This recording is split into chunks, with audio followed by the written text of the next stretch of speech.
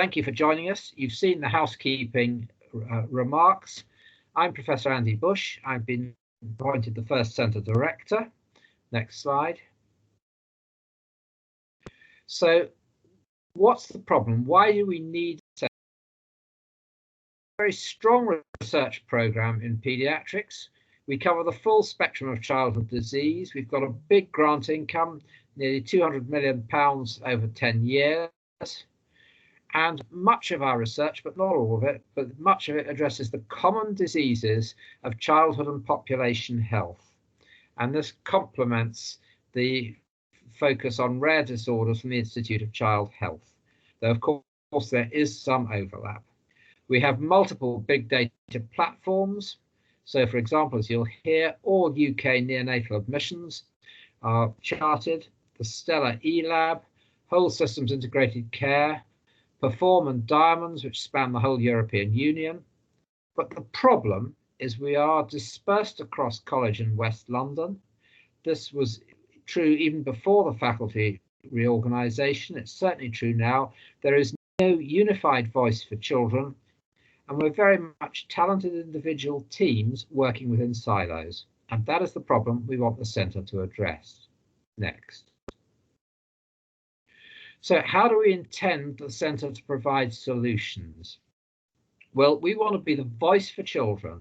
We want to preserve the absolutely critical academic vertical links, and we want to maximise academic and research collaborations in paediatrics and child health. And the dilemma of paediatrics, we have the focus on children for children, but we also absolutely need the vertical links because so many diseases that were when I was a medical student were paediatric diseases and now adult diseases as well. And we need those links. We need to closely collaborate, and you'll hear about this from Martin later on, with all the West London colleagues who work with children in any context.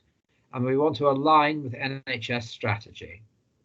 And we particularly want to focus on the all too common problems of poverty and deprivation, particularly children in the White City, not least because the effects of poverty and deprivation in childhood are lifelong. And we want to ensure coordination of medical education to raise up the next generation of clinicians and academics, coordination at all levels. Next. So what's our mission statement? So we will be the voice for children within Imperial College London and beyond, working closely with our NHS colleagues across West London to drive forward world-class multidisciplinary research in all aspects of newborn and child health and the genetic, epigenetic and environmental factors which subvert child development. We will work in partnership with children and families, that's crucial, to advance research and to champion the rights of all children to be involved in research that will benefit children. We will research with children, not on children. We will ensure an environment which will nurture the next generation of clinicians and scientists who will advance high quality, ethical paediatric research. Next. We're going to promote excellent holistic undergraduate and postgraduate education, and you'll hear some of that from Gareth, to equip our trainees to be inquisitive and able to contribute to advances in paediatrics and child health, and to promote healthy development and the early identification of disease in the future generations of children. And particularly importantly, we want to engage with children, young people and the community to promote science and medicine, but also to facilitate their access to the incredible opportunities at Imperial College. We want every child to reach their potential and have the opportunity to grasp what's on offer in Imperial. Next. And importantly, while striving for these aims, we energetically oppose all forms of discrimination based on whatever, gender, orientation, race, any other factor, and whether such discrimination limits the ability of a child to achieve their potential or stands in the way of academic or clinical staff gaining the recognition and progress that they merit. Next. We have an international advisory board We really would like to thank them. Some of them may be listening, some not because of the time differences. And I hope they'll have opportunities to access these presentations, and we very much look forward to working with them. Next. This is the core management group, and you'll hear from all the various people here. I'd particularly like to highlight that Professor Saglani will be our equality and diversity lead, and we're very glad that Martin is here from Chelsea and Westminster, so we align with the NHS strategy. Next. So welcome to the virtual launch. The aim of this launch is to give you a helicopter view of the extraordinary array of talented individuals and groups working in the field of paediatrics at Imperial in research and education. And we want to stimulate each other to climb out of our silos and interact better across the sector. And we especially want to attract people outside paediatrics who have not thought, and inside indeed, who have not thought of joining in the fun, to come and collaborate. So I'd like now, if I may, to hand over to Jonathan, the Dean of Medicine, to say a few words. Andy, thank you very much indeed. And firstly, can I thank you specifically for your leadership in this, and to your colleagues for putting together a really interesting symposium for this afternoon. When I was appointed as the role of Dean in 2018, I wanted to reorganize the faculty along more thematic lines and get a larger number of smaller departments so that people felt more engaged with the centre of the college and with the faculty. And it was clear from the beginning that this posed a problem for paediatrics because, as the symposium shows today, there are paediatricians and child health researchers working across all of the major themes of the faculty in terms of disease-related themes. And so I was really thrilled to work with Andy on developing the centre-based approach, whereby we'd put the individual groups of paediatricians, child health workers in the departments to which they were most closely based in terms of the theme of their research and education, but that we would have an overarching centre-based structure which gave coherence to paediatrics and child health as a whole, and also acted as an umbrella organisation to really bring in, as Andy says, people who want to join in the fun. The other aspect for me was to get this really tied in to a coordinated approach for child health across West London. I arrived at St Mary's in the same year, or within a year, of Mike Levine, and between us, I think we've seen, with Gareth, we must have seen at least 4 reviews of paediatrics and child health provision in West London, none of which were really implemented. But the existential threat of the move of the Brompton has really provoked a highly collaborative approach across West London towards the establishment of West London Children's Healthcare and an integrated vision for paediatrics and child health across the sector, and in also relating to child health within the local boroughs and in social care. So linking up the academic mission through a Centre for Paediatrics and Child Health at Imperial College with the West London Children's Healthcare Initiative is immensely attractive, and with a focus on common diseases gives us, I think, real traction to make major inroads into the research and then the delivery of the research and its impact on children in West London, I hope at a really major way. So I'm terribly excited about this. I'm thrilled to be asked to give a few words at the beginning of it. And I'm looking forward immensely to the contributions over the next couple of hours. So without further ado, again, I thank Andrew for his leadership in this and all of you for your contribution. And as Andy says, research is bloody hard. It's got to be fun. So, Jonathan, fun. Thank you very much indeed. Thank you for those kind words and for your support of the centre, which is very valuable indeed. Without more ado, I'm now going to hand over to Vanessa, who is going to chair the first session.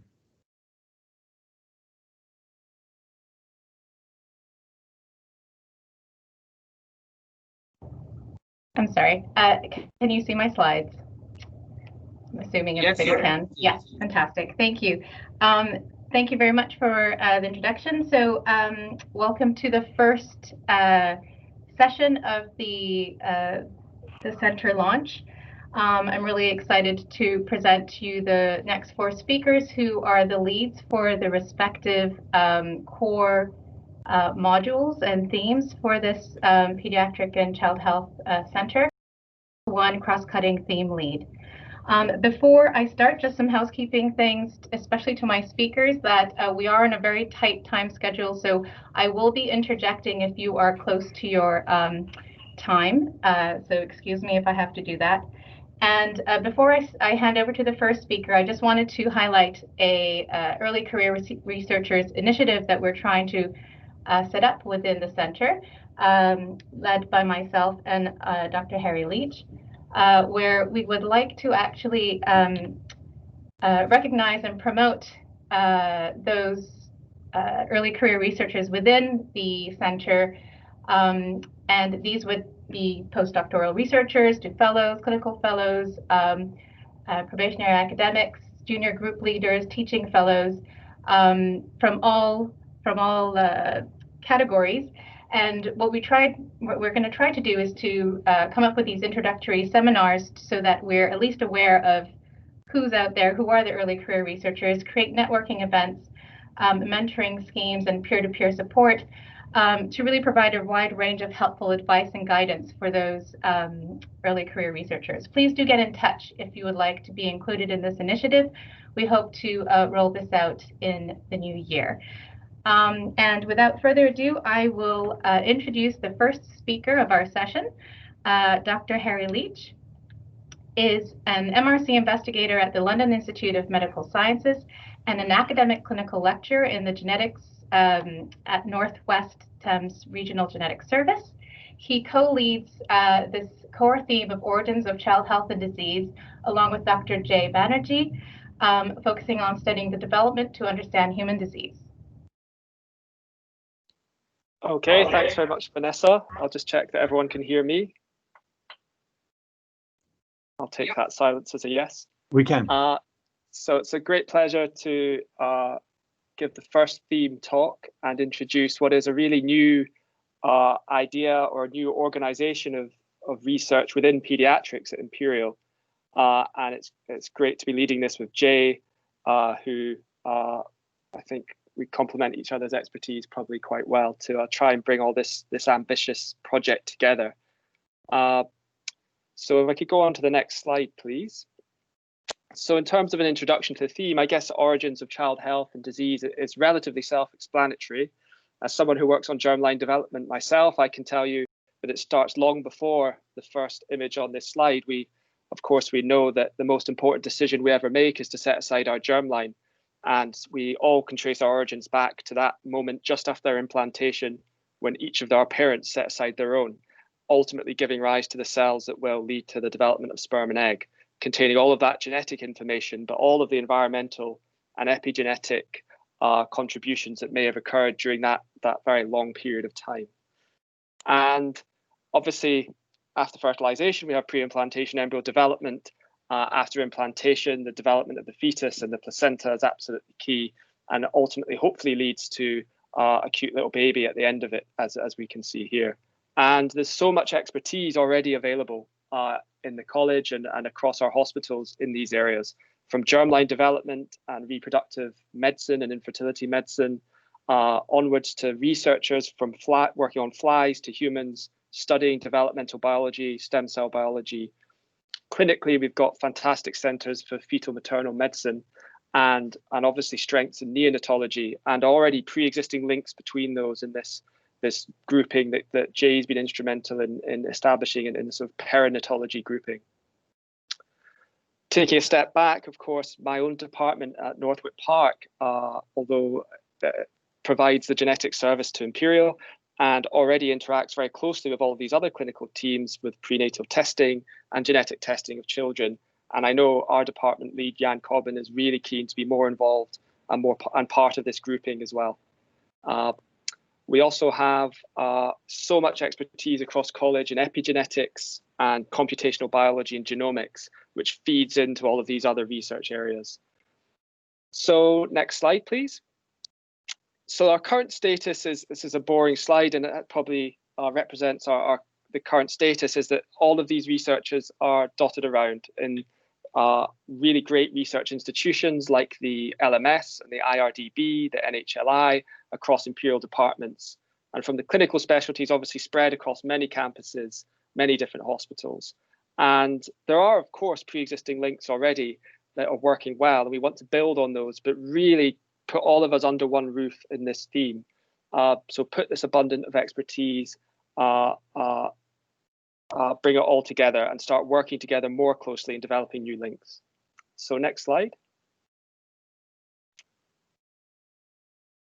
So the future plans are sort of what I already laid out, is to jumble everyone together and work out how we can interact better. And I think really the first thing is a fact-finding mission for us to get together either on a day-long meeting or in a series of shorter meetings to really learn about each other's work. And I think even on the Hammersmith campus, sometimes people aren't aware what's going on next door. So really come together, tell what we do well, discuss questions we want to answer where we could do with more help, either clinicians who might want some more basic science input, or vice versa, basic scientists who really want to work with patient data and patient samples and think about applying their amazing work.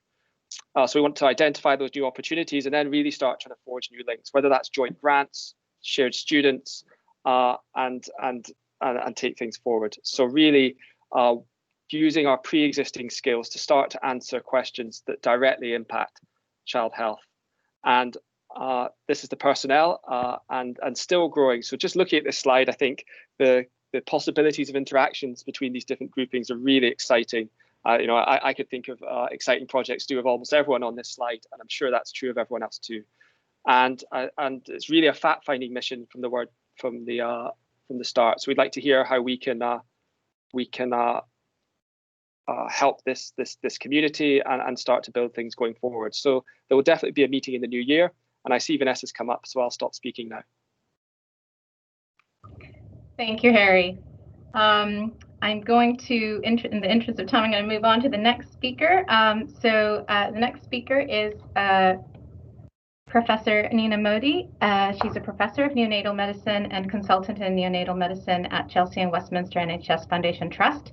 She's the module lead on the neonatal medicine core theme, focusing on the newborn baby, neonatal nutrition support, and the later life impact of preterm birth. I'll hand it over to Nina. Are you here? Thank you very much.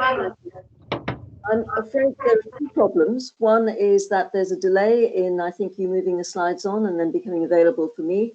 And two, I apologize if there's a bit of an echo on the line, but let's do our best. So thank you very much for that introduction.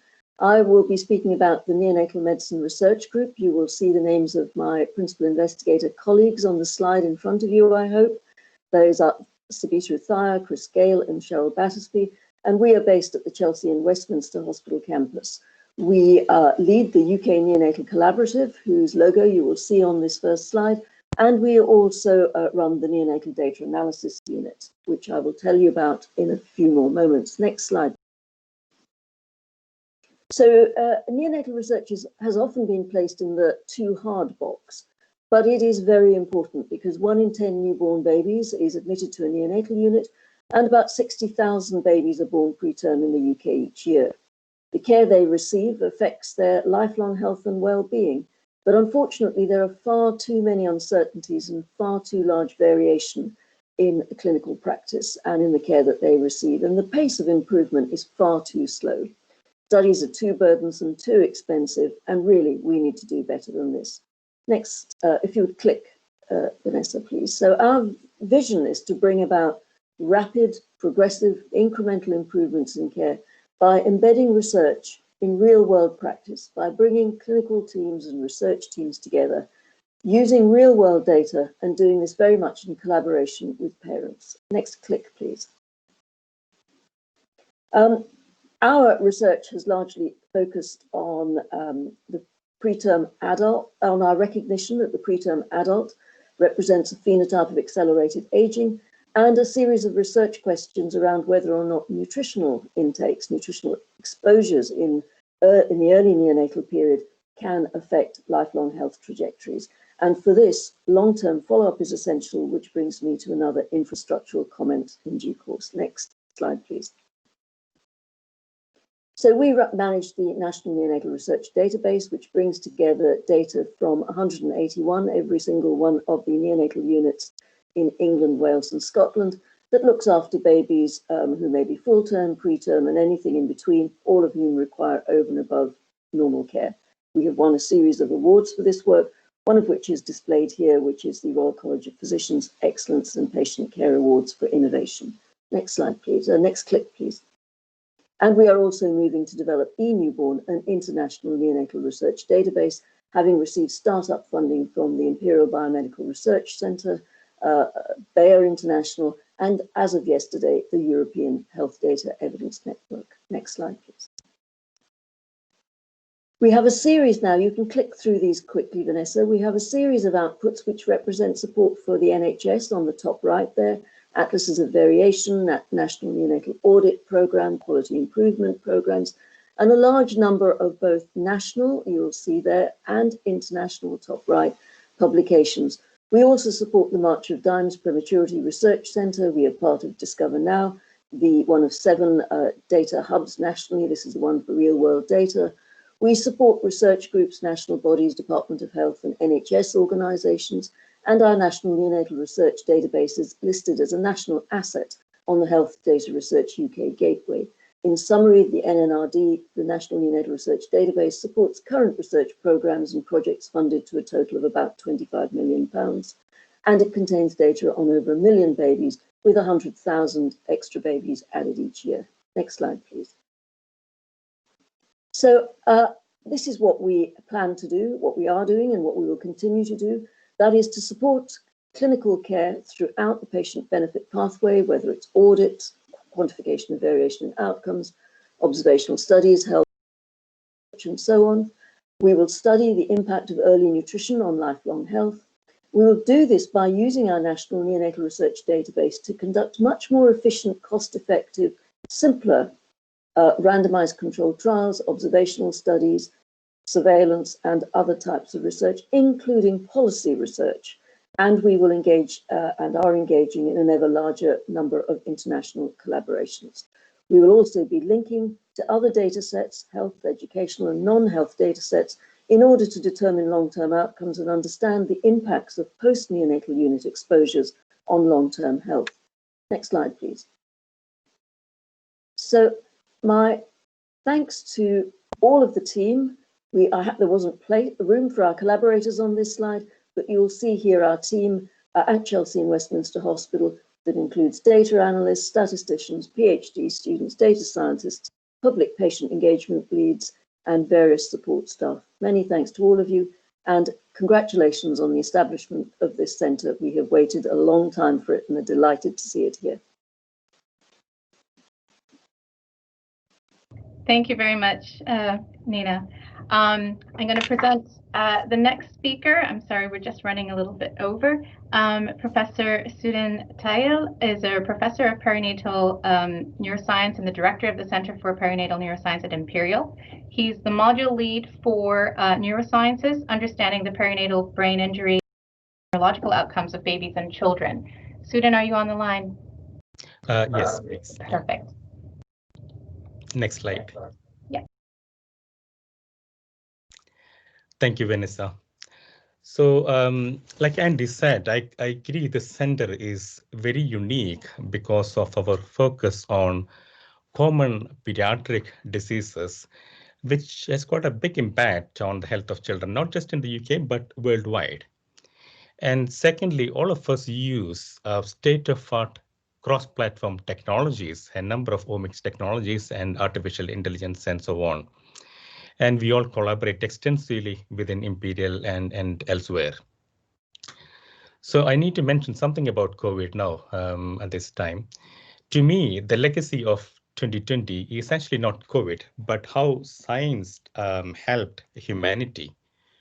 It was unthinkable that we could do a clinical trial involving recruiting 11,000 patients from 175 hospitals in 3 months, but that happened. It was unthinkable that we could have a vaccine for a new virus and use it in patients within 1 year, but that also happened. And this happened because NHS and universities worked together with a common vision. And I think this is no less than man landing on the moon for the first time. And I hope this center will help us to capitalize on this momentum, the COVID momentum, and help us to tackle all these big diseases, in pediatric diseases in future. And I'm just going to explain the approach we are taking on one of these called neonatal encephalopathy. Next slide, please, Vanessa. No, yeah, that one, yeah. So neonatal encephalopathy, I don't know if you've heard of this condition, but it's one of the deadliest conditions affecting term babies, and over 4 million babies get brain damage from this condition every year. We have a core research team of around 46 people working in this area. But more importantly, we have collaborations with a wide range of amazing investigators within Imperial and outside, including artificial intelligence people, obstetricians, bioinformaticians, infection experts, genomics, physicists, and so on. And this enables us to have a comprehensive program to approach neonatal encephalopathy. So including development of risk prediction models, developing techniques for better monitoring of the fetal brain, both before and after birth. And once baby is born, we are developing techniques for rapid disease stratification to understand the reasons for brain injury so that we can develop personalized neuroprotective therapies. Next slide, please. So what we hope to have in the next 10 years, I don't think we'll be able to completely prevent this condition, but at least when the baby is born, we should be able to do a point of care test using transcriptomics and genomics, which will tell us what is the underlying reason for the brain injury so that we can give specific targeted personalized drug therapies. And then, of course, we'll have better ways of continuous monitoring of the brain injury using EEG and other advanced biomarkers, not just in the UK, not just in Imperial, but around the NHS, but in a more centralized way. And all the diagnostics will be based on artificial intelligence programs. And it's all about helping babies and children in future. Next slide, please. Yeah, there are a number of investigators in this team. I won't go into the details of each of this work, spanning from engineers, AI people, signal processing people, and so on. But they are all on the website. Thank you. Thank you, Sudan. Okay, so I'm going to call on Professor Simon Nadell as our next speaker.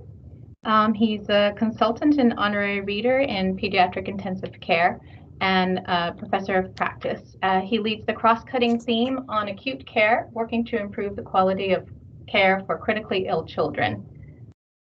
Thanks, Vanessa. Simon, yeah. Hopefully you can hear me. Hi, thanks. Yeah, so I'm honoured to be leading this theme along with Ian McConaughey, who's a consultant in emergency medicine, pediatric emergency medicine at Imperial. So could I have the next slide, please? So there's already a large amount of multi-centre and local research happening in the PICU and the emergency department, which is mainly focused on the pathophysiology, management and outcome of acute critical illness. And that's primarily critical illness associated with acute severe disease rather than complex rare disease. Also in the emergency department, there's a large program on injury prevention and recognition of acute illness, along with collaboration with NHS 111. And we're all really focused on the recognition of the severity of common acute illnesses in children, such as asthma, bronchiolitis, sepsis, acute encephalopathy. So could I have the next slide, please? There's a large number of researchers already at Imperial, and this slide really is to demonstrate that the whole system is intrinsically linked together. So, you know, children come to the emergency department, they may get discharged back to the community, they may get admitted, to critical care, and from which they're then discharged back to the ward or back to home. And the whole purpose of this acute theme really is to look at the acute illness and acute injury regarding recognition of severity, monitoring of illness, innovations in treatment, and understanding outcomes, including long-term outcomes. So could I have the next slide, please? And although I've just highlighted a few separate themes, I'm sure there's a massive scope for harnessing the research activity for acute paediatrics in the whole of Northwest London. So there's probably more than 100,000 paediatric emergency department attendances per year across the whole sector, with thousands of acute ward attendances and admission. This clearly has a massive public health impact for both prevention of these diseases and the appropriate management. At the moment, we're really focusing on, well, certainly from my point of view, acute respiratory failure regarding asthma, bronchiolitis, pneumonia, and acute lung injury and acute respiratory distress syndrome. And this could be in collaboration with the emergency departments, with the wards, with the respiratory clinicians, and with infectious disease clinicians. And as Sudhin's just mentioned, acute neurological failure, including meningitis, encephalitis, seizures, coma, again with multiple possible collaborators. And we're also hoping to create collaborations for the detection and prediction and optimizing management of acute physiological derangements using artificial intelligence and bioengineering. So really there's a massive scope for anyone across West London to be involved with this, and not only restricted to these themes, but also developing new themes. So if I could have the next slide, please. So apart from me and Ian, this really encompasses all general paediatricians and anyone involved in the acute care of children, both in hospital and outside of hospital. And the plan is to hold a stakeholder webinar at some point in the next couple of months to discuss potential projects where we can collaborate. And if interested in attending this, then please contact either myself or Ian. So thanks very much for the opportunity to present this, and I'm looking forward to further collaborations. Thank you. Thank you. So I'd like to thank the speakers of this session and really sharing their vision as to how they want to bring together their respective core themes, given sort of the dispersal of all this amazing talent across our Imperial and the Trust. The floor is open for questions now. I am looking through the chat. Either people can raise their hands, or if anyone has or they can put that in the chat. I don't see anything in the chat for the moment. Might give it a few minutes. In the meantime, I may ask a question to the speakers of this session. If anyone wants to speak to how do you envisage collaborative opportunities across the center? So we have, you know, the different core modules. Does anyone have ideas of how we can interact within the different core and the cross-cutting themes? Oh, Vanessa? Yes, Nina, yes. May I speak? It's Nina. Absolutely. Vanessa, I posted a question, but let me repeat it because I think it's an important one for everyone. I'd particularly be interested in Jonathan's views and Andy's views, and indeed others. We are concerned about the health of children with common diseases. We're concerned about the wider childhood population, and we're concerned about the health of children in poverty, as Andy very clearly articulated. So it's important that we engage with policymakers because, of course, ultimately they are the arbiters of the wider determinants of health. Be interesting to get views on how the centre can best engage with policymakers.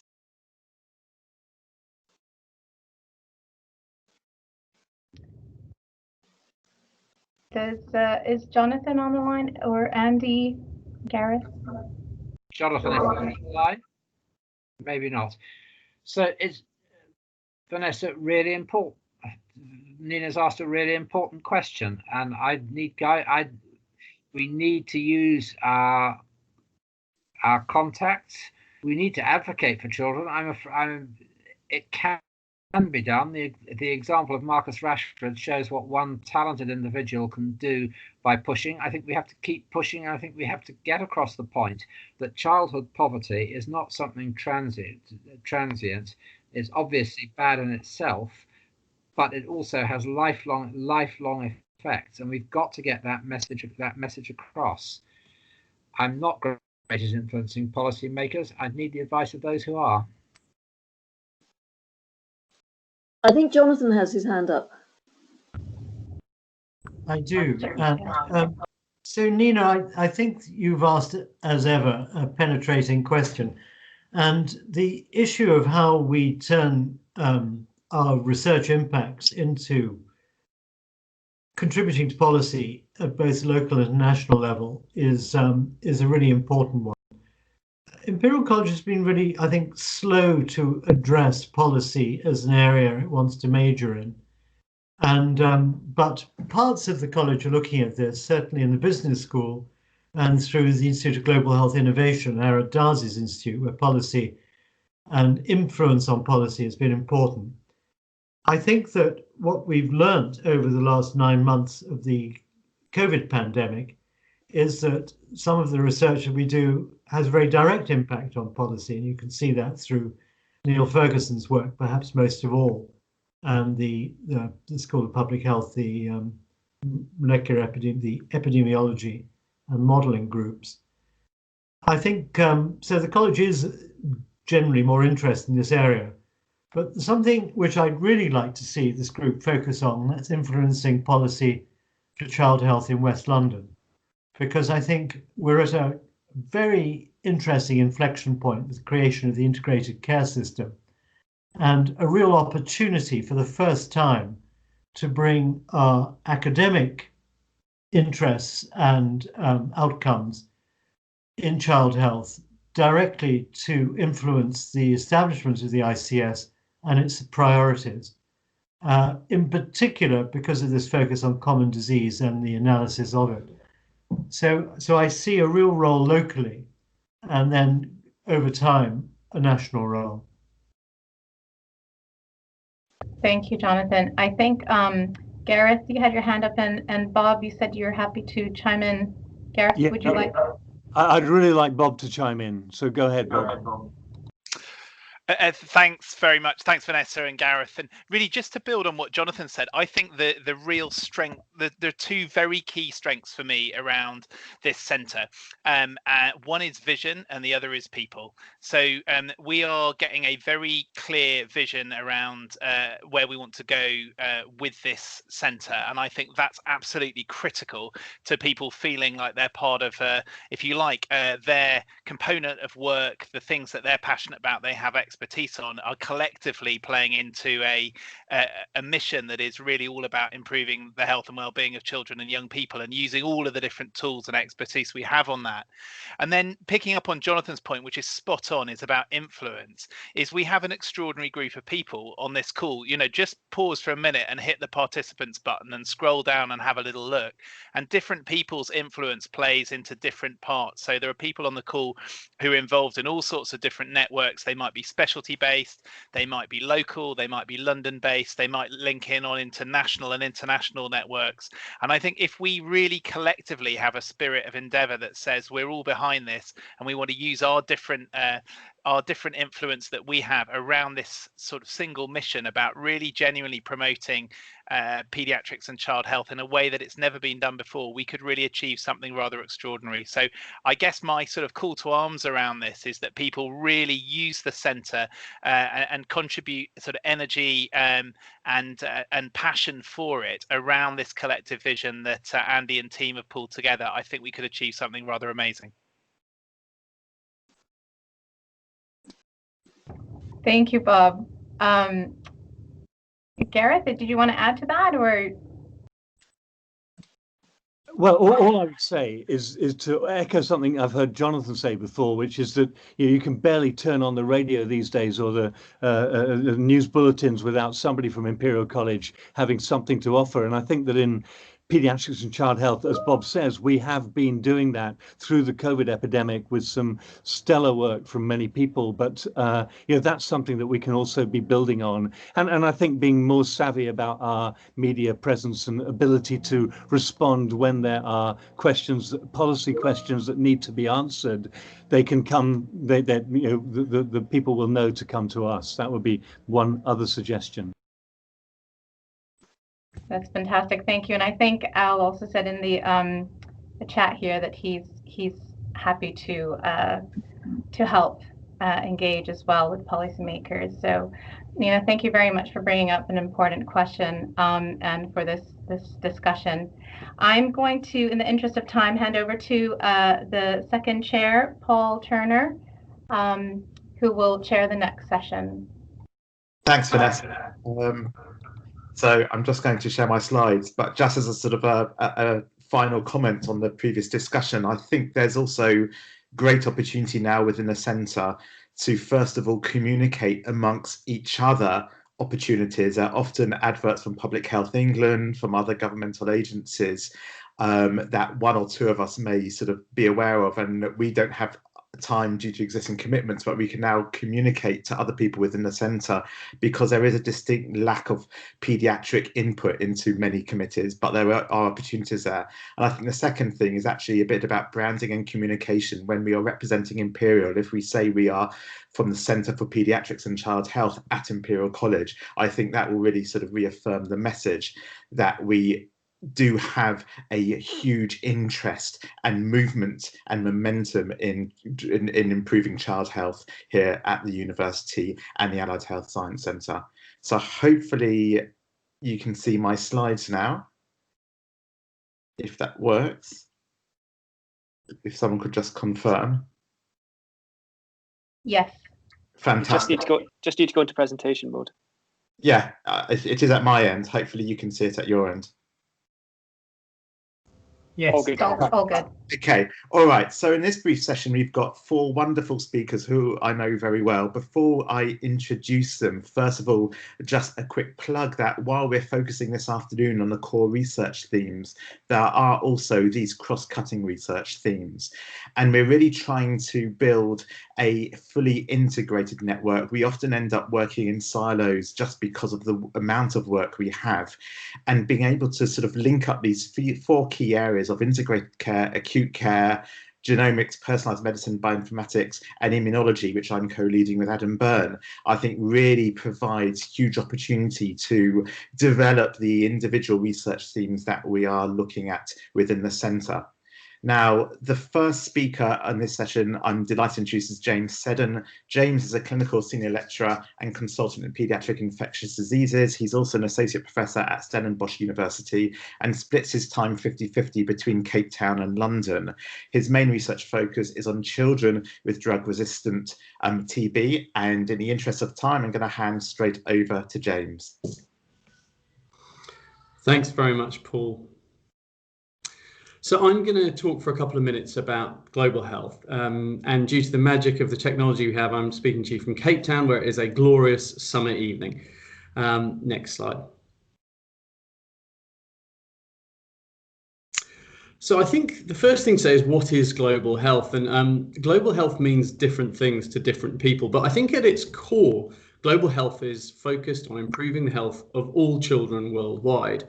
And really it tries to address issues that transcend national boundaries. Obviously, fairly central to this is looking at the health of children in low resource settings, but it's not exclusive to this, as many of these issues are as relevant in London as they are in Luanda. And I think it's important to say that Imperial has a really strong and long-standing history of doing excellent research in global child health and has led some of the absolute seminal and pivotal studies in this field. Next. So what are we currently doing? Well, we're actually doing a vast amount of research in what could be considered global health, starting with some of the big infectious diseases of children, the HIV, tuberculosis, malaria. There's a lot of research going on in emergency care in low resource settings. Vaccines, where we've done a huge amount in vaccines, in development of vaccines, and implementation of vaccines. There's a lot of work being done into neonatal health, various high-tech and low-tech types of neonatal health, and a lot of work on child development. Sickle cell disease is being looked at, as is health economics. And the other big area is translation of molecular technologies, basic science technologies, into point-of-care tests that can make a difference in all health contexts. Next slide. But what do we want to do with global health theme? Well, I think the main thing is to try and bring people together and move people out of these silos, as Andy did mention. And how are we going to do that? Well, the first thing is we need to get to know each other. And I envisage regular meetings to begin with, so that individuals within the theme can get to know each other and find out what everyone else is doing. And then with the ultimate aim of developing collaborative research applications and conducting research together. We also can use this theme to inform ourselves, bring in expert external speakers to tell us about what they're doing beyond Imperial. And I really see this being an important shared voice, so that within Imperial, we can motivate for what resources are required and how important this area is. And also so we can be an external voice to influence policy and ultimately practice. I envisage that to begin with, we are going to have to continue on this kind of platform, this poor man dreaming counting sheep on Zoom. Hopefully not too many people are experiencing this same motivation right now. And ultimately, though, I would like to see us actually coming together in person. Next. And so who's involved? Well, there are a whole range of people. I'm not going to list everyone, but I would just say that this is the tip of the iceberg. There are many other people within Imperial who are interested in global child health. And I would really like them to come and join this theme and share in this adventure. This is also the tip of the iceberg because each of these people is working with multiple collaborators, both in the UK at Imperial and overseas. And so this network is vast. So on that, I'd like to thank everyone. I'd like to really say this is an exciting new development, and I'm very excited to be part of it. James, thank you. And moving right on to our next presenter, Aubrey Cunnington. Aubrey is a close colleague, reader and consultant in paediatric infectious diseases at Imperial College London, and is also head of section for infectious diseases here. His research focused on the interactions between hosts and pathogens, which results in severe infectious diseases, particularly severe malaria. And Aubrey, over to you. Thank you very much indeed, Paul, and I'm absolutely thrilled to be presenting on behalf of the infection theme today at this wonderful event. Next slide, please, Paul. Okay, well, I've tried to summarize as much as possible of the infection theme in one single slide for you here. And what I really hope is that right at the center of this theme is the child and an approach to the child which is increasingly personalized based on the needs and characteristics of that child. Our areas of research span all aspects of infection, really. We have work focused on host, on pathogen, and on disease, and the applications of these areas to improving detection, treatment, and prevention. We already have extensive overlap with probably just about every other theme within the Centre for Paediatrics and Child Health. And I've listed some of the principal ones here. So global health, as you've heard from James, the cross-cutting omics theme, and acute care are very obvious ones where we have substantial interaction already. We're already collaborating extensively outside of the Faculty of Medicine. there are a huge number of collaborations spanning into the Faculty of Engineering and also with the Faculty of Natural Sciences. The infection theme is already quite embedded within the Imperial Biomedical Research Centre, or BRC, infection theme. We have a specialist NHS service in paediatric infectious disease, which I think, thanks to many of my colleagues primarily, is internationally renowned. And we have a strong presence in the Academic Health Science Centre. Next slide, please, Paul. Okay, so as you can see, we're already quite a mature theme from the point of view of some of in relation to some of the other themes in the centre. And I would say at present, some of our particular areas of strength include this rather strange term, platform science, which encompasses omics, big data, informatics, and personalised medicine. And that's thanks very much to the leadership of Mike Levine in a succession of EU-funded projects, including Perform and Diamonds, which you heard mentioned earlier, which are really pushing the boundaries of personalised medicine for paediatric infectious disease. We've also demonstrated great strengths in responding to the COVID-19 pandemic and have a strong presence as a high consequence infectious disease centre and strong activity in respiratory viral infections. As James mentioned, we're very active in the global big killers, HIV, TB, malaria and sepsis, and in the rather more enigmatic childhood inflammatory conditions that appear to be triggered by infection, such as Kawasaki disease and the new entity of a pediatric inflammatory syndrome triggered by COVID-19. And there's also considerable strength in modelling of infectious diseases. Next slide, please, Paul. I think there has never been a more exciting time than the present to be involved in infectious disease, paediatric infectious disease research at Imperial. We have tremendous opportunity for collaboration and cooperation looking outwardly, I think, from the centre now, as well as within the centre. So there's the J-IDEA Institute, where we hope to build further collaborations. The Institute of Infection at Imperial, which has recently been formed. We're excited to contribute to the NIHR BRC renewal bid. We're also excited about the potential to expand links with the IRV Human Immunology Lab at Chelsea and Westminster, which will soon be headed by a paediatrician. The West London Children's Healthcare Alliance presents fantastic opportunities for expanding clinical and research activities hand in hand, and the mooted idea of a clinical infection institute at Imperial College Healthcare Trust is also tremendously exciting for us. Next slide, please, Paul. And I just finished by showing you the rogues gallery of some of the more senior people involved in the theme, but there are a huge number more who have expressed an interest in being part of this. And I would encourage you to have a look at the page on the website to find out about all the really exciting work that's being done in this domain. And of course, you can contact me anytime if you want to know more. Thank you. Aubrey, that's great. Thank you very much. Our next presenter is Professor Sejal Siglani, who is head of section of the Information Repair and Development Group at the NHLI. She leads the Paediatric Severe Asthma Group within that section and is an honorary consultant at the Royal Brompton Hospital. Sejal, over to you, please. Great. Thanks very much, Paul.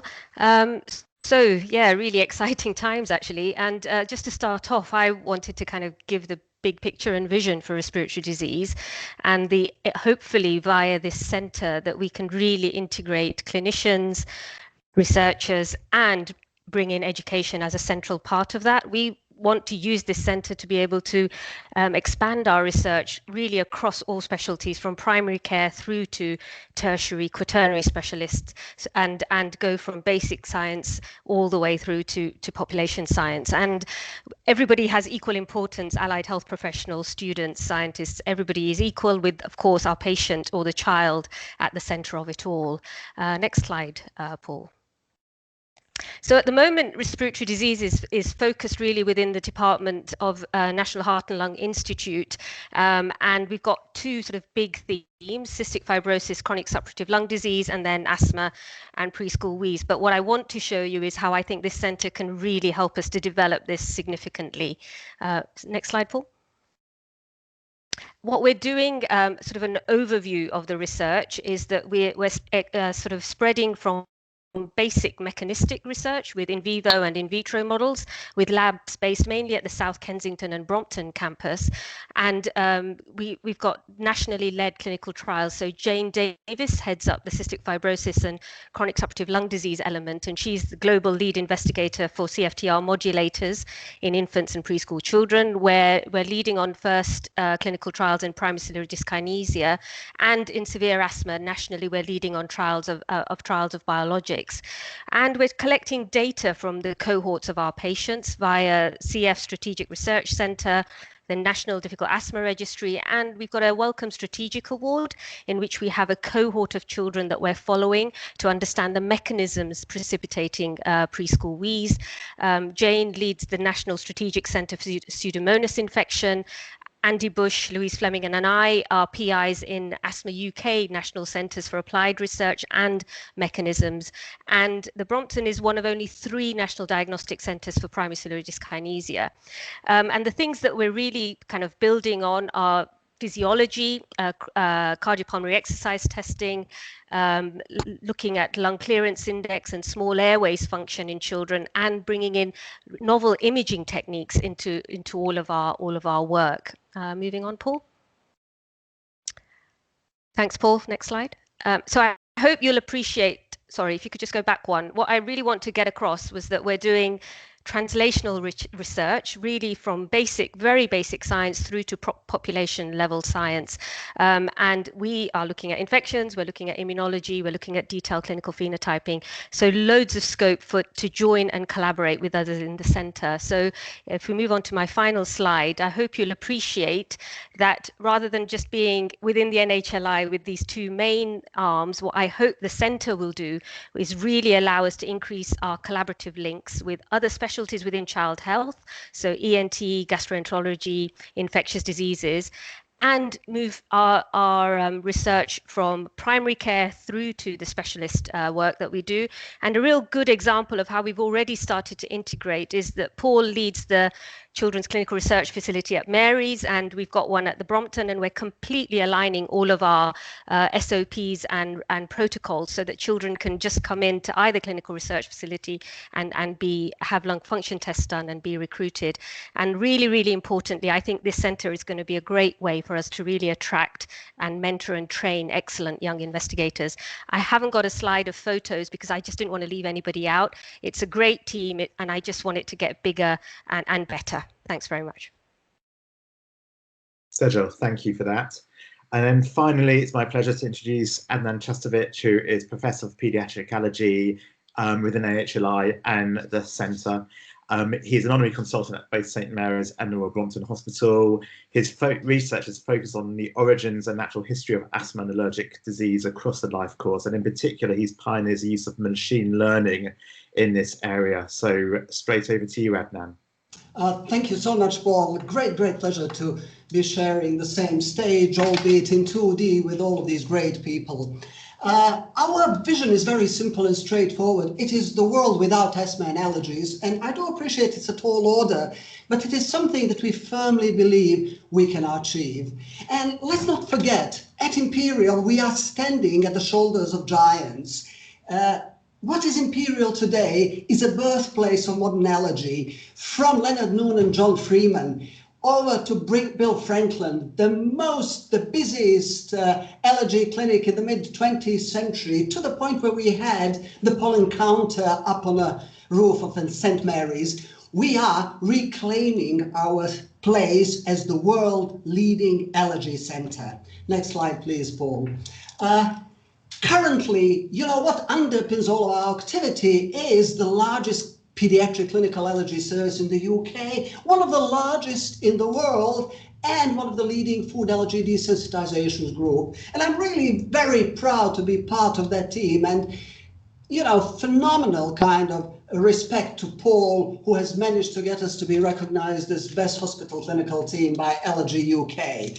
Our key research area at this moment focus on oral food immunotherapy, allergen immunotherapy for respiratory diseases, and very close links with respiratory group, mechanisms of anaphylaxis, use of modern analytical techniques to understand heterogeneity of complex diseases, identify endotypes, and move towards personalized treatments for all different diseases, from asthma, eczema to food allergy. Ultimately, it is primary prevention that we're aiming at via immune tolerance. And all of that research is underpinned and closely linked with education. And there is a thriving education, postgraduate education program, from postgrad certificate in allergy, diploma to full MSc.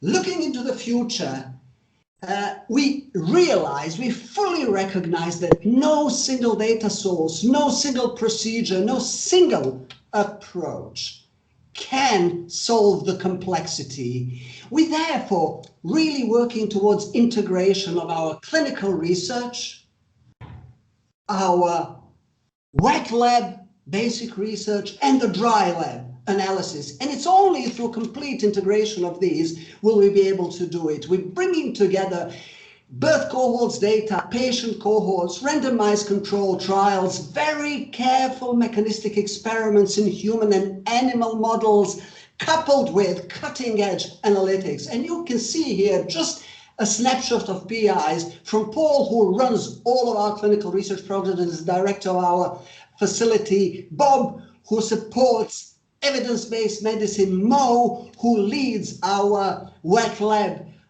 Really delighted to have our adult colleagues with us, because ultimately the first step towards health of a nation is child health. Our fantastic dry lab team, spanning Faculty of Medicine, Sarah Fontanella, bioengineering with Reiko Tanaka, mathematics with Sarah Filippi, Jenny Quint, who leads epidemiology, Marta, who leads our education program, our unbelievably good clinical team that supports it all, and our emeritus professors. Our focus is on lifelong health, and that is what we want to achieve. And we want to foster genuine cross-disciplinary collaboration that will ensure rigorous scrutiny and interpretation of findings for the benefits of children, but also of adults later on.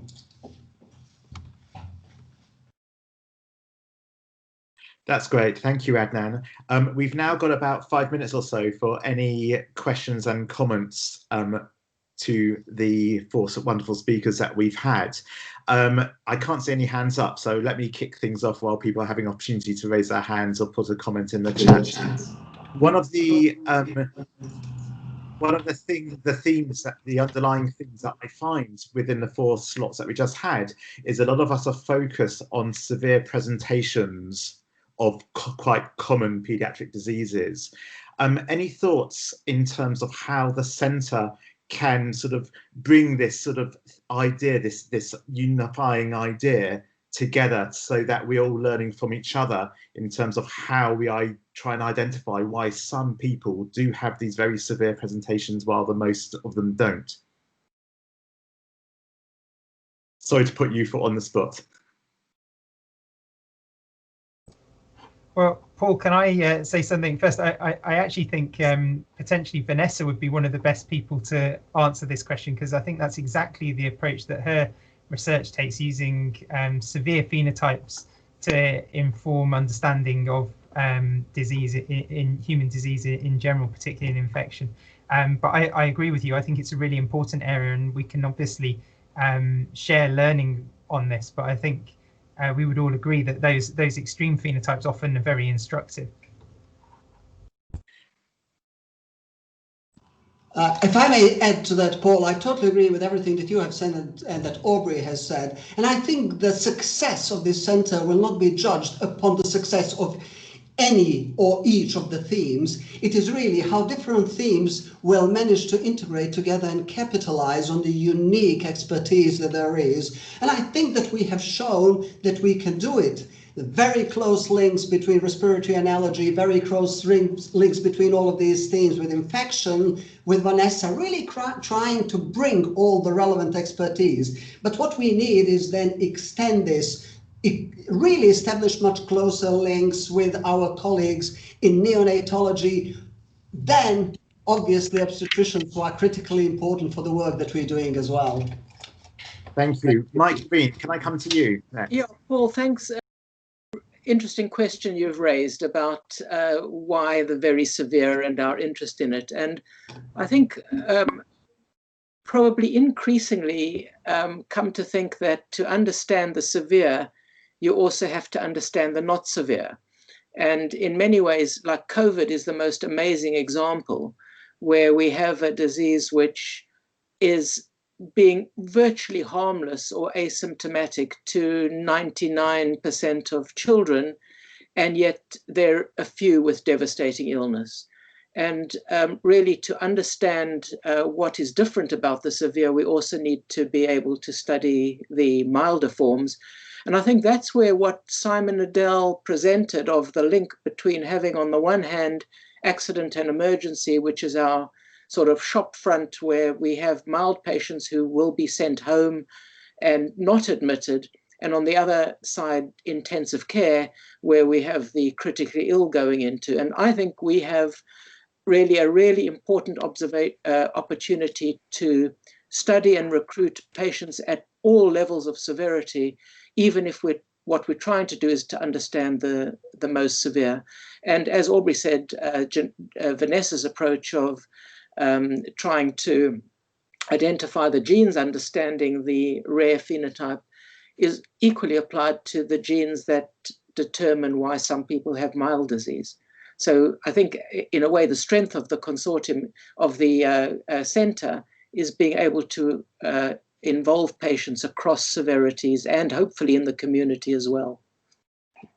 Thank you, Mike. And before I come to you, James, and then Sejal, just to say that because of the work that Mike and Vanessa and the group have been doing, we're now taking those similar approaches to the study of anaphylaxis. And I think that's just one example of how these links within the centre can really help drive research forward to improve child health and reduce inequality. Over to you, James. No, I was just going to make a very brief point, which is what Mike's been doing for many years. I think it's absolutely central that we collect the right samples at the right time points and we store them. And I think that you don't necessarily know what are going to be the right samples at the right time points, and you don't know which are going to be the right patients to begin with. It's only sometimes with hindsight you're able to ascertain that. So I think that we as a centre need to develop the capacity, the institutional capacity to understand what are the right samples and when should we take them. And we need to build a lot of capacity to store them, because I think that is how you can do some really impactful science. So that was my point. Absolutely, and paediatric samples are so precious, both in terms of volume and uniqueness. That's a very important point. Sejal, last word to you before the next session. Yeah, I guess it's echoing what Mike said in the context of respiratory disease, wheezing and asthma. Wheezing usually just starts with kids coming into casual frequently, but then some of them end up with the really severe asthma, and it's starting early and working out how and why certain kids go on to get the really severe disease. So having access to all of this sort of breadth of patients is going to be a big step forward for us, I think. Yeah. Fantastic, thank you for that. We are now just 1 minute over, so it's my great pleasure to hand over to Mirelle. Hopefully you're able to take over from me and launch your slides.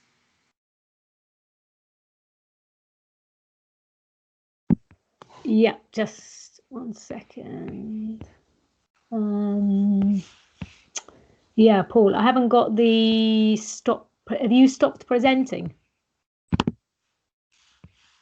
Yes, I have. So you should be able to share content at your end.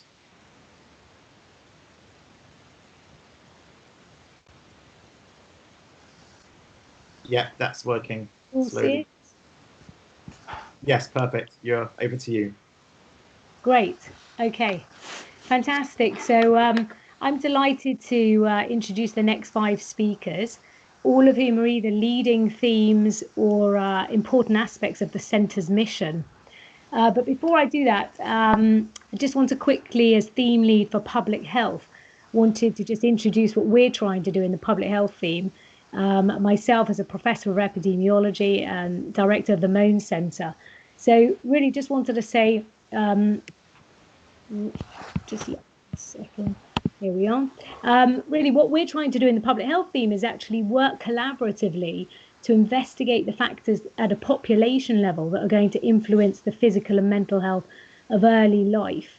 And as many of you will know, the School of Public Health at Imperial is the UK's joint top institution for public health research, and it's home to both the newly created Mohn Centre for Children's Health and Wellbeing, which focuses on translational science, and that's really science to inform policy as much as possible to improve the life course of children living in urban environments.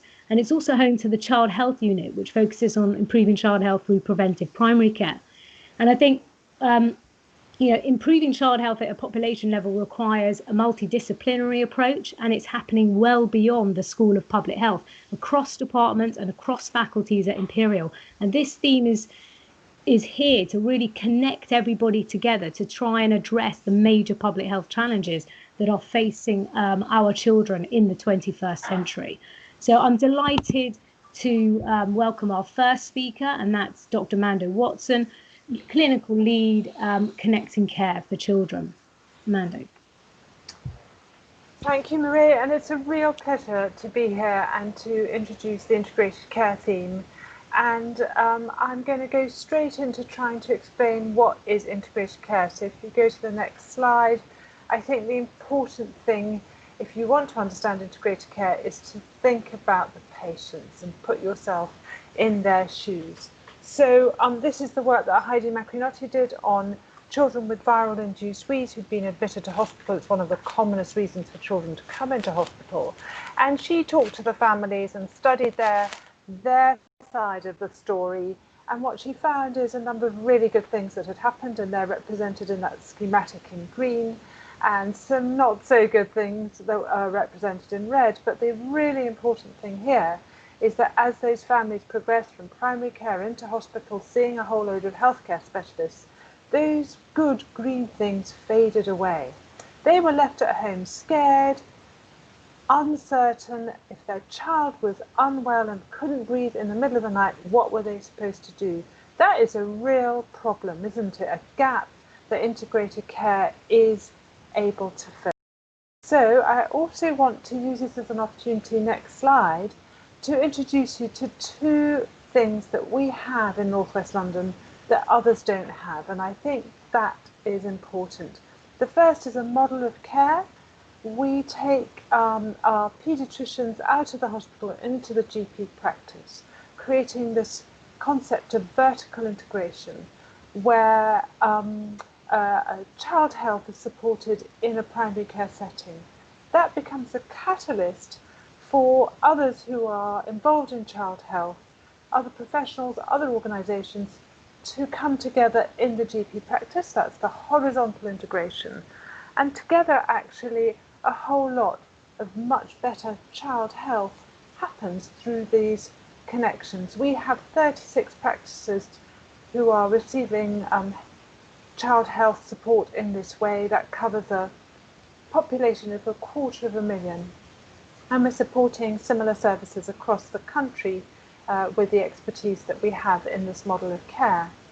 If you go to the next slide, I wanted to introduce you to the second wonderful asset that we have in North West London, which is the WISIC system. Whole Systems Integrated Care is what WISIC stands for, and the team in WISIC have been able to get permission from 95% of the population in North West London to share their data by NHS numbers. So we can, the dashboards then, the WISIC team then put together dashboards that present that data in a meaningful way. And I've got two up there for you just to illustrate the point.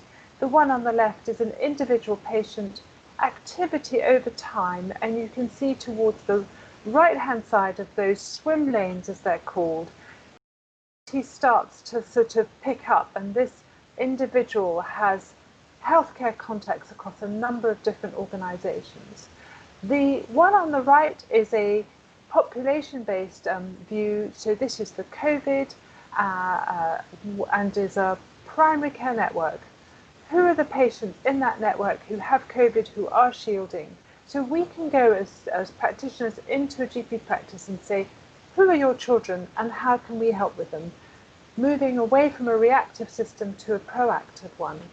So if you do that, next slide please, with these tools, with the resources that you've been hearing about this afternoon, we have the possibility now to tackle those really big and difficult, wicked problems, obesity being perhaps the prime example. So on the next slide, I just wanted to give you another schematic that puts it all together. This one includes a longitudinal or a time-based integration, and we've actually just started a dialogue that does that with our adult renal colleagues, looking at the children born to mothers who had severe renal disease, a fantastic example of that type of integration too.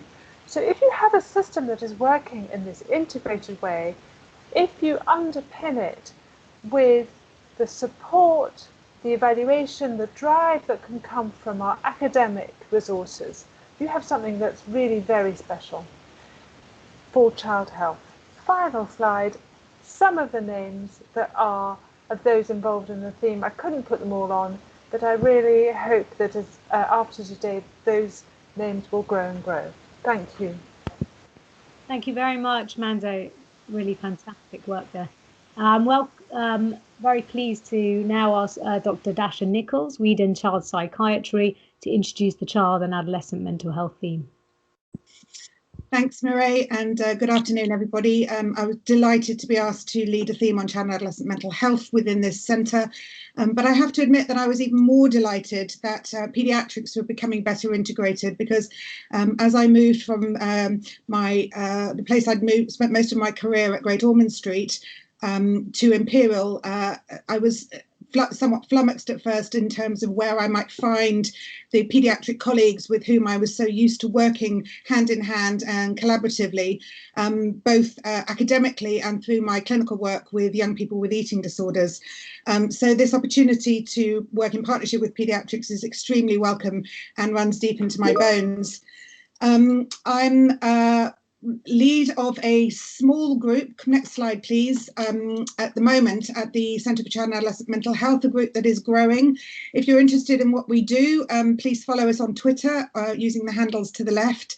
But we're part of the Division of Psychiatry and in the Department of Brain Sciences and located at the Hammersmith Hospital. And you'll see some veterans of child psychiatry, including the first ever female child psychiatrist in the UK, Elena Garalda, who some of you will know well, and those who are relatively new to the topic. I spent most of my first couple of years at Imperial College, and much thanks to Jonathan Weber for his assistance in making this possible. Next slide, please. In beginning to build some of the collaborations that are so vital to mental health research. And here you'll see some of the main names, including Mireille, who you know well, around some of the SCAMP cohort research that she's been so successful in achieving funding for. To the left, you'll see Aldo Faisal, who leads the AI network, and we have a number of collaborations with the Department of Engineering around the use of digital platforms and virtual reality for the assessment and monitoring, but also the delivery of interventions for young people's mental health, which is a very exciting growth area, as you can imagine. And then over to the right, you'll see Sonia Saxena's group in the Child Health Unit in the School of Public Health, and in particular Dougal Hargreaves, with whom I have long-standing collaborations. And then more recently, Liz Whitaker, who many of you will know, and other members of the department in the Infectious Diseases and Immunology Unit, looking at the impact of COVID, where, as many of you will know, a lot of the longer-term consequences are actually primarily in the domain of psychological and mental health and well-being. And then, apologies, my picture in the PHI appeared, but Emma Lawrence and Lindsay Dewar, notably, and other colleagues, in terms of thinking about the use of the WSIC data and other, but also in the early identification of mental health problems in our population. And next slide, please. So this is the rogues gallery of people so far who have expressed interest in the theme, but as I said, we are a potentially growing theme with a broad range of interests. And for me, child and adolescent mental health is arguably as broad as paediatrics. There are specialists in here doing everything from delivery of cognitive behavior interventions in school environments in Nigeria through to using cognitive imagery techniques to try and influence people's responses to the urge to self-harm and binge eat. So really a huge range of techniques, methodologies, and ideas potentially to bring to the table here. And we are very open to new ideas within our capacity, of course. Next, please. On this slide, you'll see some of the areas that we are particularly interested in. My passion is around early identification and early intervention, and pushing that back into population level of prevention. We're particularly interested in looking at modifiable mechanisms, listening to Andy talking about social inequalities. Of course, that resonates particularly strongly for mental health.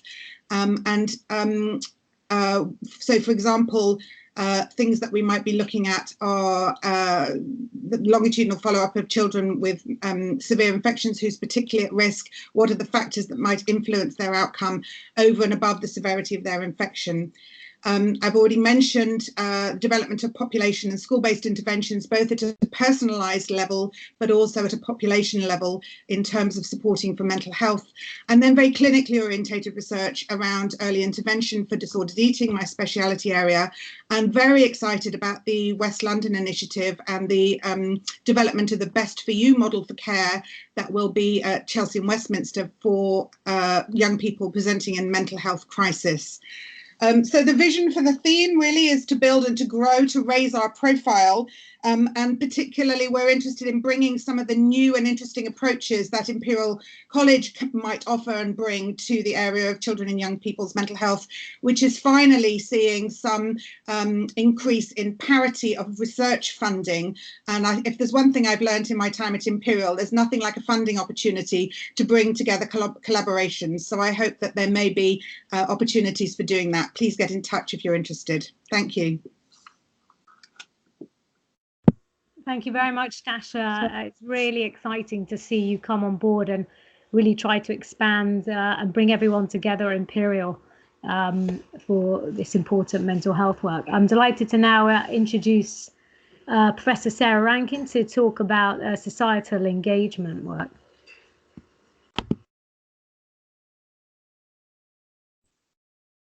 Hello, thank you very much for the introduction. So yeah, something that I think is going to be relevant for all of you is thinking about societal engagement with all of your sort of fantastic research.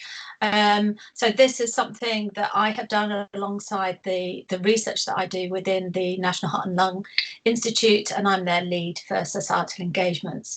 So just moving on to the first slide, obviously we all have different motivations for societal engagement, and that can go from inspiring next generation of scientists, increasing people's understanding and science literacy, engagement, which is something I'm sure will be very important for this centre. So creating that sort of two-way dialogue between the public and also your patients and their families.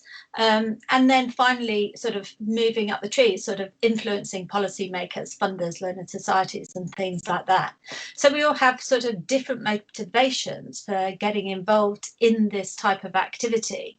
And if we move on the way, from my sort of experience of doing these projects and also obviously doing a lot of my own science projects, I think that a good societal engagement project could be run just like a good science project. So you, first of all, it's really important that you have clear aims of what it is you're trying to achieve with each sort of intervention, activity, etc. that you're running. You then need to choose the most appropriate methods to address your particular aims, and then identify excellent collaborators. And that will ensure sort of success, I think, for at least from my experience. So if we move on to the next slide, can we move on, please?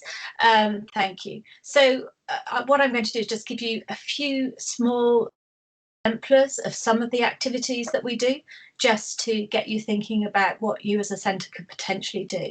So this is an idea where we want to interact with BAME students from low socioeconomic backgrounds. And one of the things that I've found very successful is teaming up with charities that have the same audience.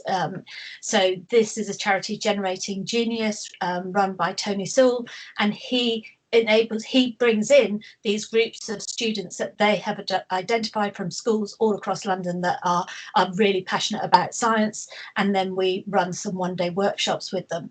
What is interesting about this workshop is I also incorporate public engagement and societal engagement into my teaching of the master's students, and in doing that, that sort of creates an interest from them. And this is a day that was actually run by some of those master's students that wanted to really do some real public engagement.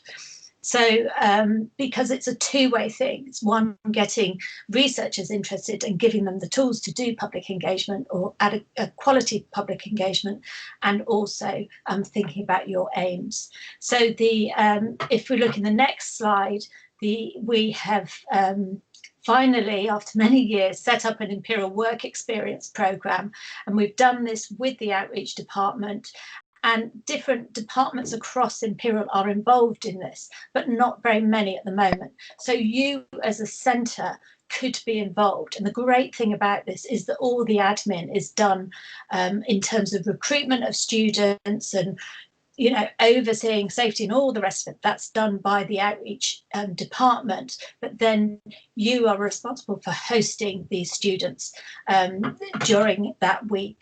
That again gives opportunities to students from widening participation and low socioeconomic backgrounds.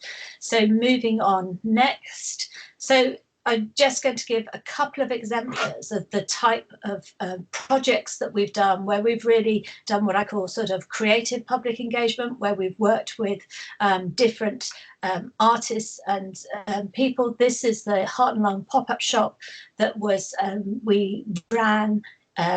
It was in the King's Mall in Hammersmith, and we wanted to introduce to the local community what the research of NHLI was all about in a very sort of fun way. And we had 3,000 people come through our doors within a couple of weeks, and very successful project that was. The YouTube link is on there if anybody wants to have a look. So the next slide shows a slightly different and more sort of out there sort of project, and this is a collaboration with an artist. This was quite some time ago, but I think it's really important because it can show how you can engage a much wider and more diverse audience through art, and actually have much more sort of complex discussions. And the reason that I did this through working with a sort of a really well-known artist was because it needed something big. So next slide, the aims of this project were really, at the time, this was 2008, we wanted to highlight potential value of adult stem cells, so derived from bone marrow and liposuction fat, and the distinction between an adult stem cell versus an embryonic stem cell, and also really start to promote debate about stem cell banks, private, public, this whole idea of altruistic donation of body parts for human healthcare possibilities. And in that, something about the difference in different groups of people, whether or not they will donate. So, for example, the BAME communities that don't donate as much. So the project, if we can move on to the next slide, was asking children to donate a baby tooth because that contains stem cells. But as far as they were concerned, they were donating a tooth for a greater good. So this was about altruistic donation to create a tooth palace, obviously. And if we move on, I think there's a picture here. If you move on again, yeah, so this just shows where all the tooths were donated from. And this was before social media. If we'd run this now, we'd have probably covered that map.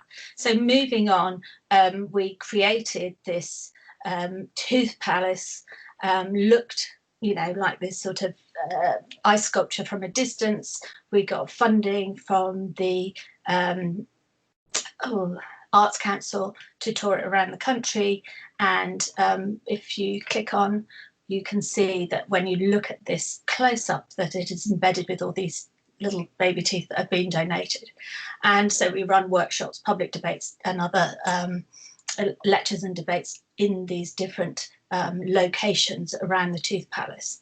So just finally, this just shows a few other views, but sorry, the slides have got a bit odd on the on the way they've been put on. But anyway, yeah, so it's just, this is just giving you a few ideas of different ways of engaging the public, but there is a host of expertise at Imperial. Obviously, we have the Imperial Festival as well.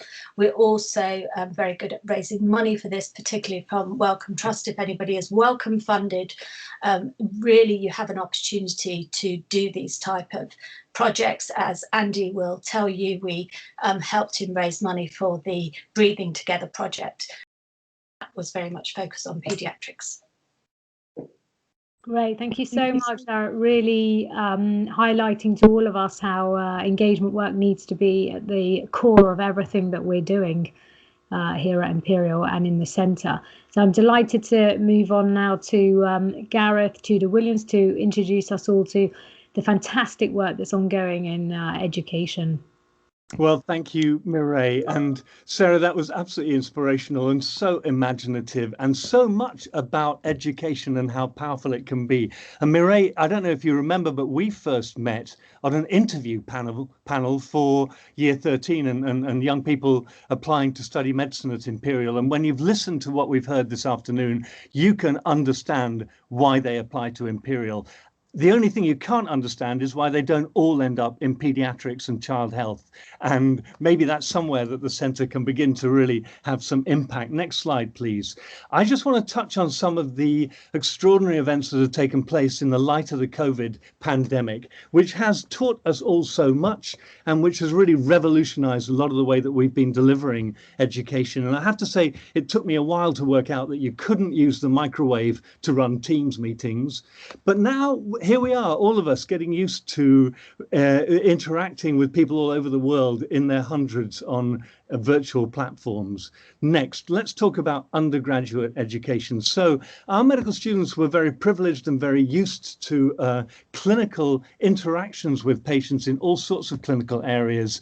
And we've had to, you know, COVID has played havoc with this. It was very much more difficult to be able to even get the medical students into the workplace.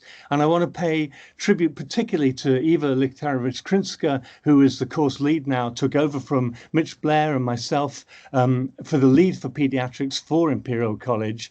And Eva and the team have all over, you know, we have course leads in all of the hospitals in West London and a tremendous administrative team supporting us. And what Eva has done is to transform the way that we teach our medical students. So clearly we can't get them into the workplace as much as we'd like, but they are all essential. And in addition, we're able to offer a whole lot more of online kind of experiences for them. And so they're already able to engage in events, you know, radiology meetings, all sorts of things that are going on within our departments that they couldn't necessarily all engage with before. And also Eva has had to lead on the remote assessment of students, which is a big project. And we've been collaborating with colleagues all around the country, learning from their experience as well. So I want to highlight also Bob Boyle, my colleague, who has been the course lead now for the innovative Follow My Footsteps program. And this is being rolled out in the new spiral curriculum for the undergraduates, so that all of our second year students will be linked up with a pregnant mother, and then hopefully be able to follow that mother through her pregnancy, delivery, and follow the child over the next 2 years in a very structured and brilliant course. And I want to mention Alex Chan, who is leading also in the new curriculum for the third phase of the module development for child health for our medical students, and Tom Lissauer, who is a legend and who continues to work industriously. He's just produced the 5th edition of the illustrated textbook of pediatrics, and Tom also has authored the Science of Pediatrics, which underpins some of our postgraduate courses. So next slide. And from a postgraduate point of view, obviously everybody on this call has been involved in many different ways.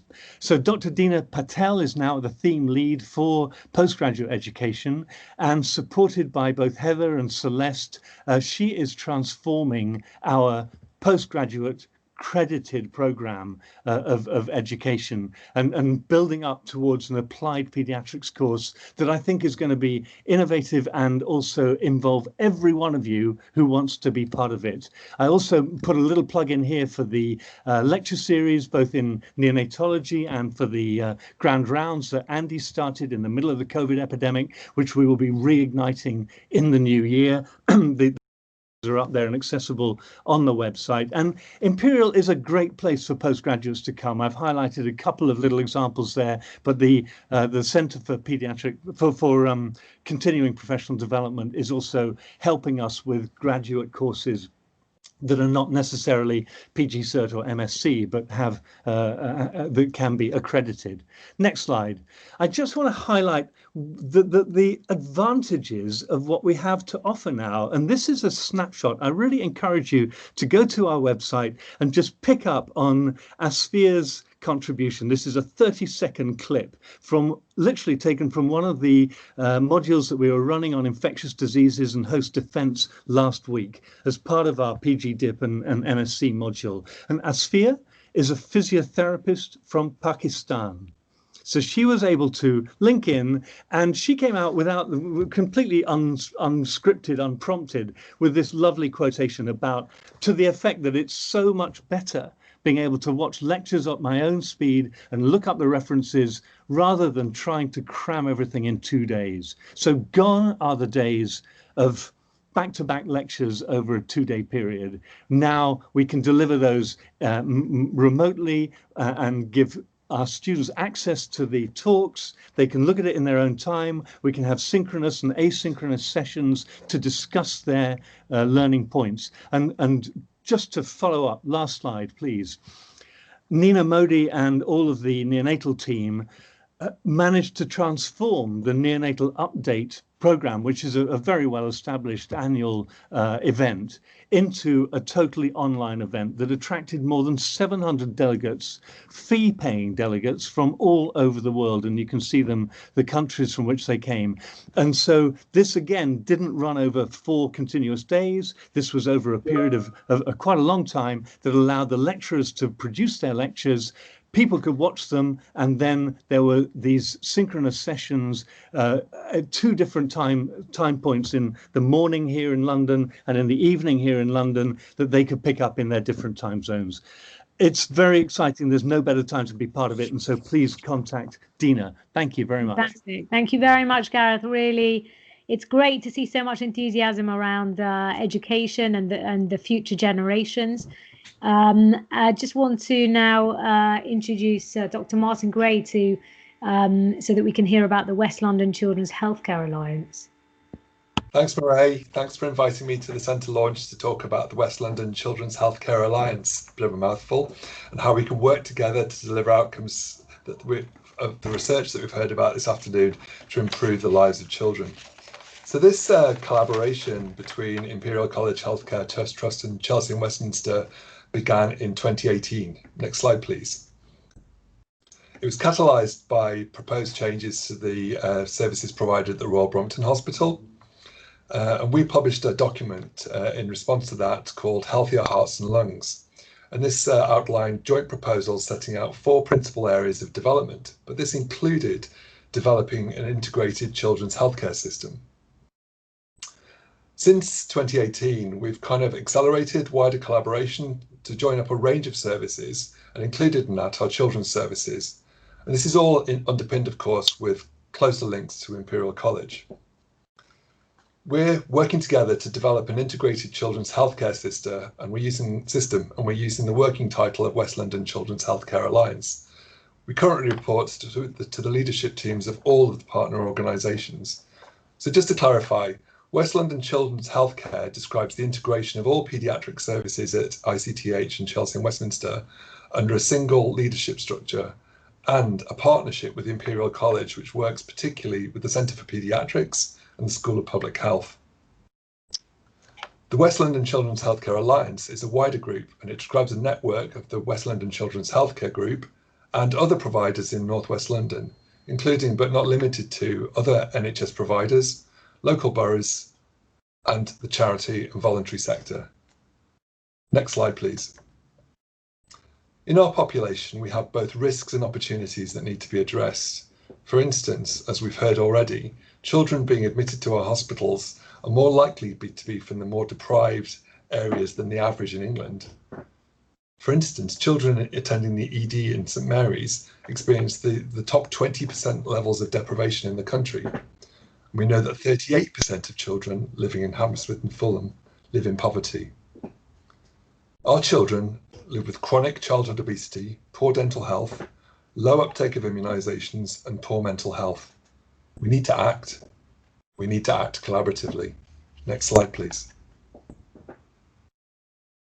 Our vision, which aligns with the strategy for the Centre of Paediatrics and Child Health, is to improve the health and well-being of children and young people across our integrated healthcare system. We will do this by becoming a single provider organisation, and will focus on improving prevention and treatment of the common diseases of childhood. We have 3 core objectives.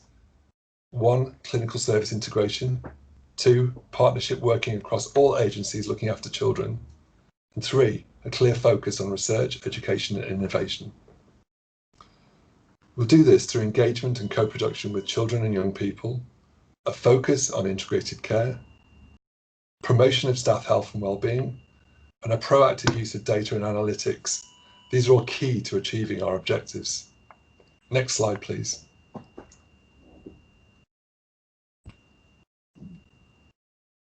So we've made some achievements. In terms of governance, we have agreement from the joint chief executives to approve our governance structure. We have a proposal of 8 clinical hubs, which will report into our leadership team and have a relatively flat hierarchy, a new operating model for a new system. In terms of people, we've issued honorary contracts across the 2 main provider organisations.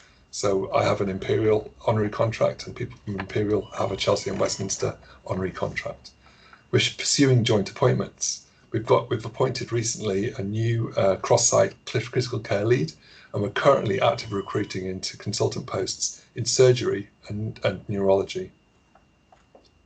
Gareth has also already outlined the integrated lecture series that was run over the summer, courtesy of Prof Bush and the team. And we've got plans to have integrated grand rounds across all the provider hospital sites starting in January 21. In terms of research, we've had representation in the recruitment process for the new clinical chair at the centre, which we're deeply honoured. And we've been developing clinical pathways. COVID's accelerated this. We've currently established an elective surgical hub on the Chelsea site. And in the last couple of weeks, we've now got a single clinical record which spans all the Imperial sites and the Chel West sites. So a continuous record across a complete patient pathway. And we've also held workshops where we've planned the potential site configurations across our multiple locations. Next slide, please.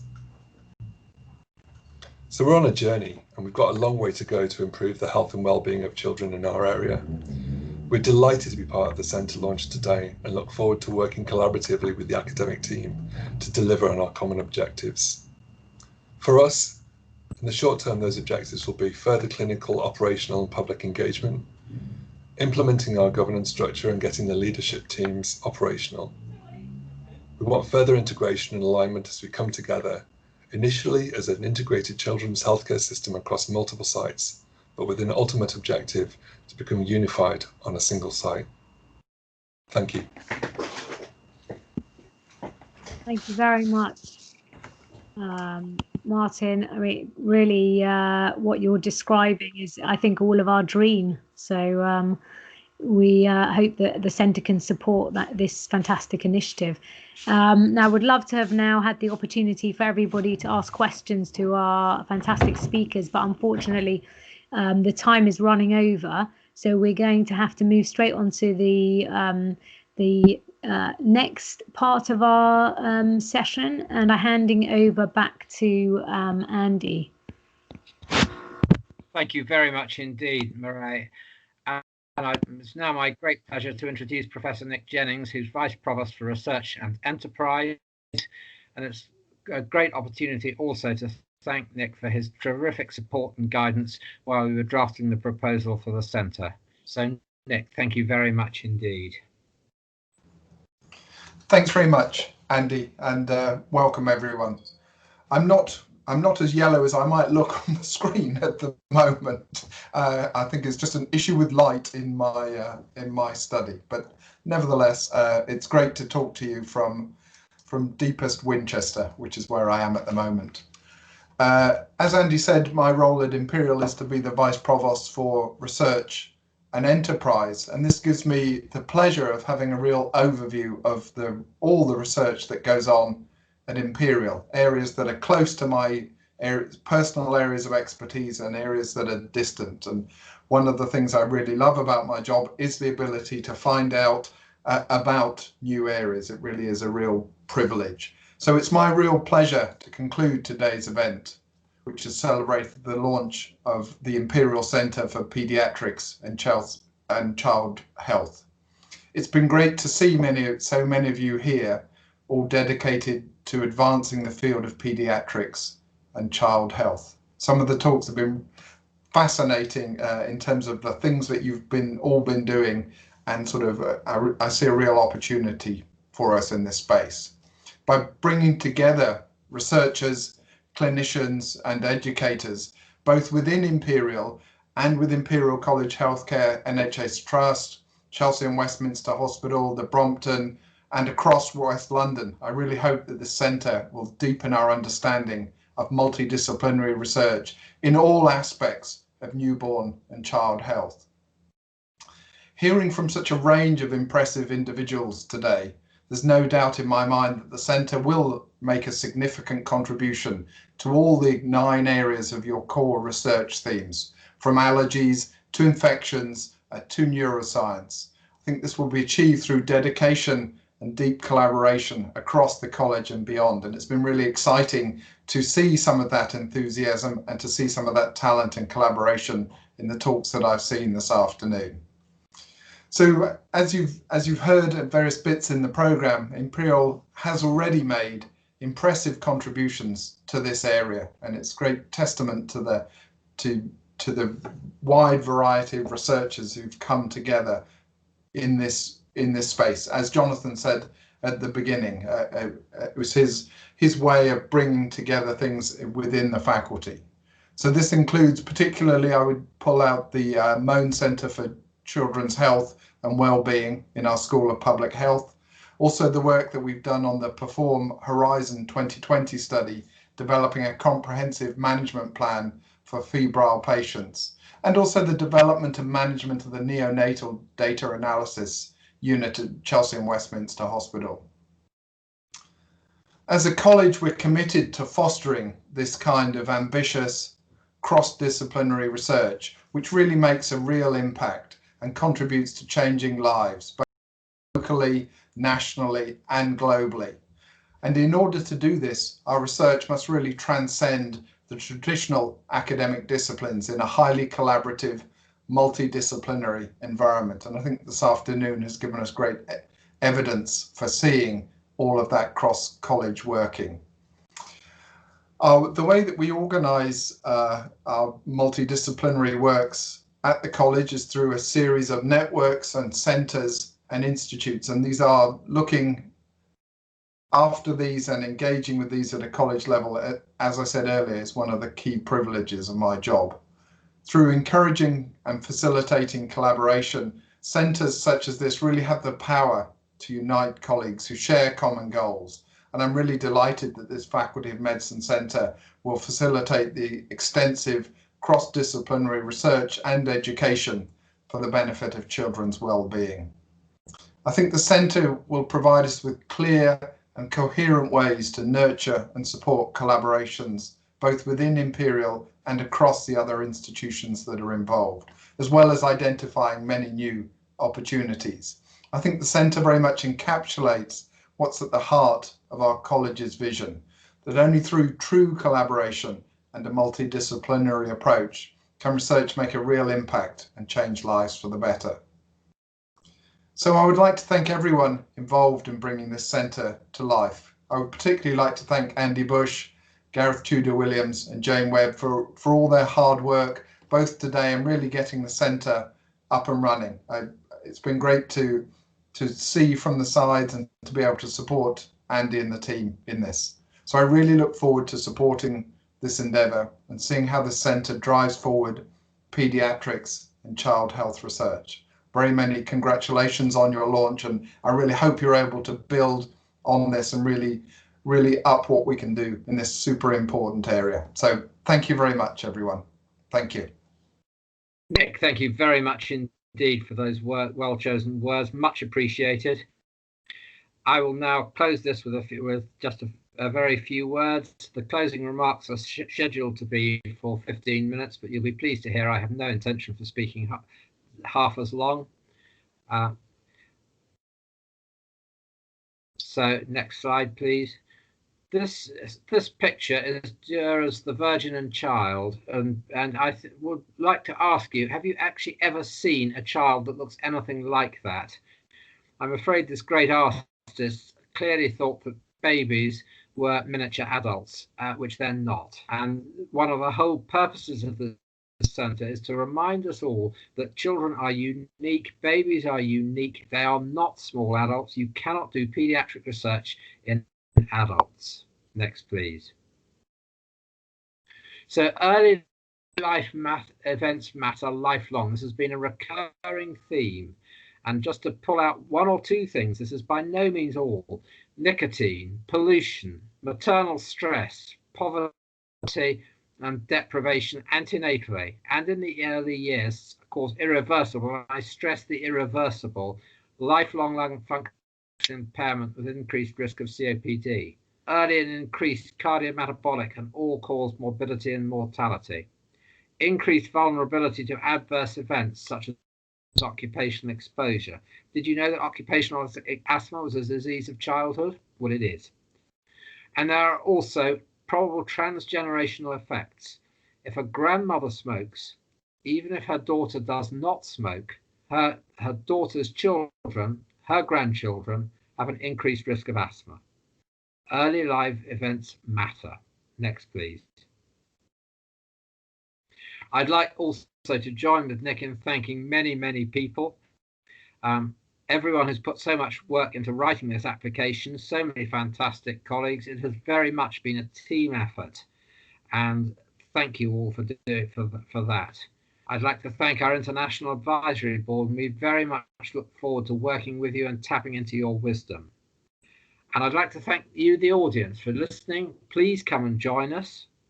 And I'd like especially, Nick mentioned Jane Webb and Genevieve Timmons, who, despite my best efforts, have made this launch work really well.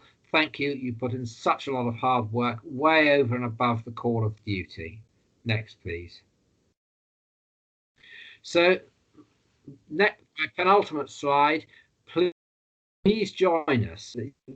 Go to the website, email us, follow us on Twitter. Those of you who unlike me, thinks Twitter Twitter is something that birds do in my garden, but I know there's something else that happens as well.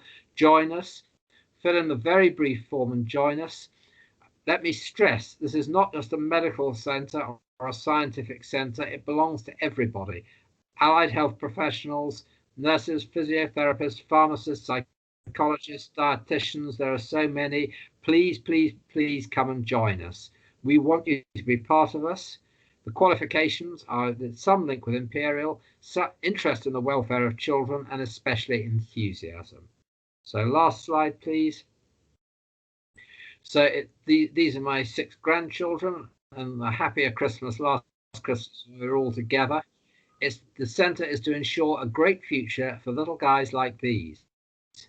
And above all, if we don't get it right in early life, we never have a second chance. Prevention of so-called adult diseases has to start in the early years. So with that, thank you very much for listening. I really appreciate so many coming on. Thanks especially to the speakers, to the chairs, everybody who's asked questions. Come and join the party, and let's make this centre a real success story. Thank you so much.